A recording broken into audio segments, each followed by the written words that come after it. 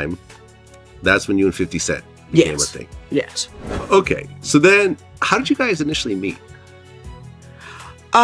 We met after he said the thing to Soul Train at the Soul Train Music Awards, and I want to thank Vivica Fox for wearing that dress, which I was shocked. I mean, I don't know if you go back and see my reaction. I was just kind of like, wow. And then after that, his people got in touch with my people, and next thing I know, we were on the phone. And my birthday was coming up, and he's such a gentleman. He's very generous. I know him as Curtis, always will.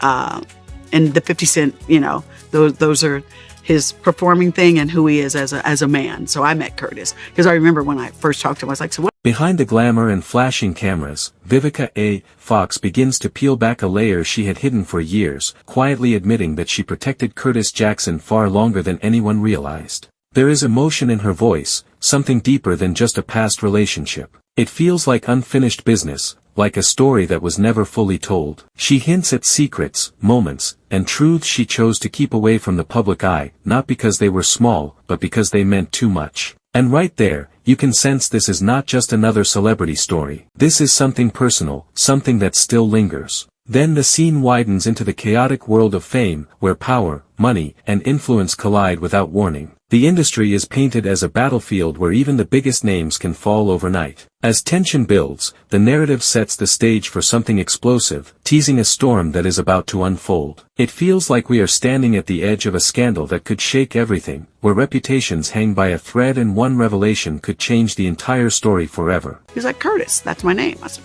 okay, cool. But for my birthday, he filled my entire house with my favorite flowers, which were Casablancas and gardenias. And literally a van pulled up with flowers. Like, they kept bringing us stuff. I was like, more?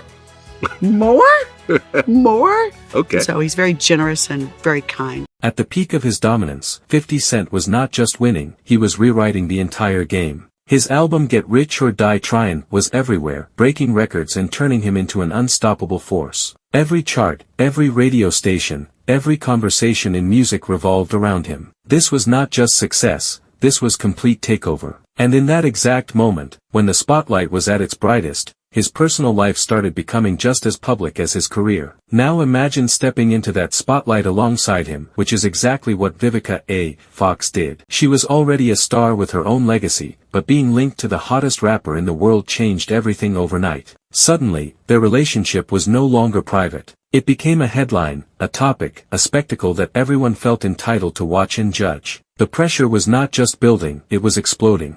The moment they appeared together publicly, especially at major events like the VMAs, the attention became overwhelming. Every look, every move, every outfit was analyzed like it meant something deeper. That iconic dress she wore was not just fashion, it became a statement, a moment frozen in pop culture. People were not just watching them, they were studying them, waiting for cracks to appear. Behind the scenes, things were very different from what the cameras showed. While the world saw glamour and chemistry, the reality was far more complicated. Fame has a way of amplifying everything, and in their case, it magnified both the love and the pressure. What could have been a private, meaningful connection was suddenly under a microscope. As their relationship became more public, expectations started to grow. Fans wanted perfection, the media wanted drama, and the industry wanted a story. And when too many voices enter a relationship, it stops being about two people. It becomes noise, constant noise that slowly chips away at something real. There was also a power dynamic at play that made everything even more intense. He was rising rapidly in the music world, becoming larger than life, while she was already an established figure in Hollywood. Two powerful identities colliding can create magic, but it can also create tension that is hard to control. The truth is, going public too fast can destroy even the strongest connections. What should have been built slowly and carefully was suddenly exposed to millions. Every disagreement had the potential to become a headline.